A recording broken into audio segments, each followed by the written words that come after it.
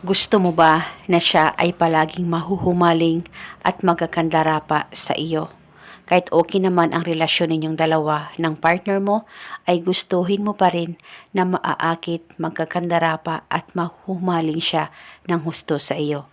Nang sa ganon, hindi kanya lulukuhin at hindi na siya maghahanap pa ng iba dahil ikaw ay sapat na sa kanya. Kaya ngayon, gawin mo itong isang gabay para maging ganito ang mahal mo sa'yo. Basta dapat 100% ang paniniwala mo at palaging positibo sa mga ganitong pamamaraan.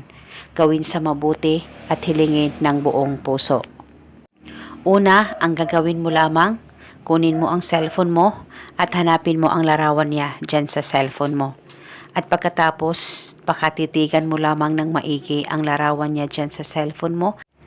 Mag-focus at mag-concentrate ka at dapat wala kang ibang iniisip kundi ang target lamang.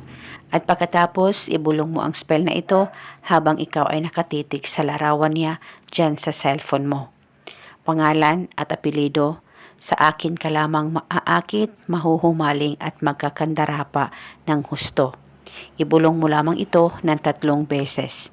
At pagkatapos, halikan mo lamang ng 1 beses ang larawan niya.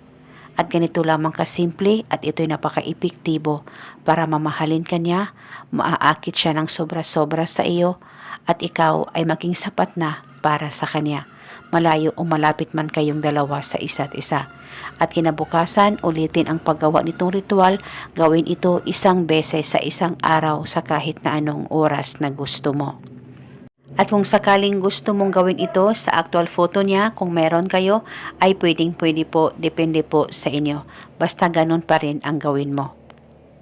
At eto muna sa ngayon, maraming salamat po sa panunood. May God bless us all.